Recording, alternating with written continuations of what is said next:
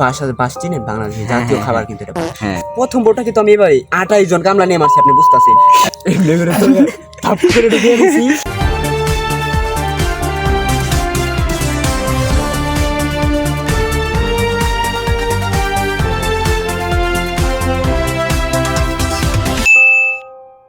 তো আপনাকে মারার চেষ্টা কয়বার করা হয়েছে? মারার চেষ্টা তো মানে বাইরের মানুষ করে না, আমার নিজের বউই আমাকে মারার চেষ্টা করে। অতি আর কি এমন পজিশনে গেছে, আমার মানে টেকাগুলো কেমবে খালি নিব আমার মায়ের ওই চিন্তা ভাবনা আছে অলওয়েজ ওর মাথায় এনে সবাই। তাই জন্য আপনি ওকে চিচুদায় মেরে দিয়েছেন।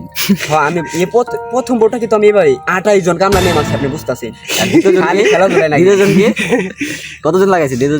দ্বিতীয়জনকে খেলাধুলায় লাগিয়ে দেয়নি তো। দ্বিতীয়জনকে মনে করেন আপনি বাস চিনেন বাংলাদেশের জাতীয় খাবার কিন্তু এটা। হ্যাঁ সবাই আমাদের মতো সবাই আমার বেশি মনে করেন গরিবরাও খায়, গরিবরা বড় করে বাসটা কোন দিয়ে দিয়েছিলেন? বাসটা মনে করেন আমি বাসের যে গেট গুলো আছে ওই গেটের যে মানে হালকা করে সেটে গেট গুলা এমনি করে রাখছি, এমনি খারাপ এমনি করে থাপ্পু করে ঢুকিয়ে দিয়েছি। ঢুকিয়ে দেয় কি এর বাইরে কোনো টান দেয় না, কিন্তু বাড়ি যাবো আর বাইরে যাই সাবজেক্ট বা আচ্ছা, পরবর্তীতে সে মারা গেছে।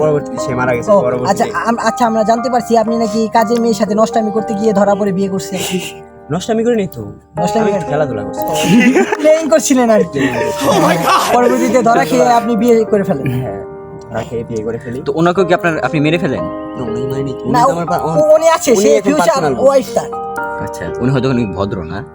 ভদ্র প্লাস হলো দু চারটা আছে, তার এক্স বয়ফ্রেন্ড আসছিল আগে, এখনো আছে। যাই হোক ওই মাঝে মধ্যে দেখা সাক্ষাৎ করতে যায়। আপনি আমার কথা শুনেন, আপনি এক্স বয়ফ্রেন্ডকে চুদাই মেরে দিয়েছেন না?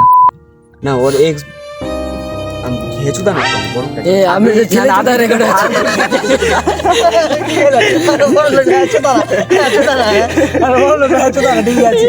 আপনার কথা আমার ভালো লাগছে। আপনি বলে কি পুলিশ দিয়ে মেরে ফেলেছেন আপনি?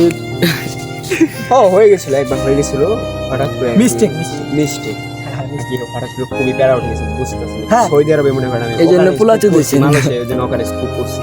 আচ্ছা আমরা একটা তথ্য জানতে পারছি, আপনি নাকি সৌদি আরবে চুরি করতে যে ধরা পড়ার পরে আপনাকে নাকি বিসি কেটে দেওয়ার হুমকি দেওয়া হয়েছিল। হুমকি দিছিল প্লাস কাটতে গেছিল। ও পরবর্তীতে মানে আর কি আমি অনেক হাতে পায়ে ধরে ওনাকে বোঝাইছি। পরবর্তীতে আমি বিশ্বাস হাতে হয়ে যাবে। আমি আমার পিছে একটু প্লেইং করার জন্য দিয়েছি, আমার পিছন সাইড আপনার পিছনে চাই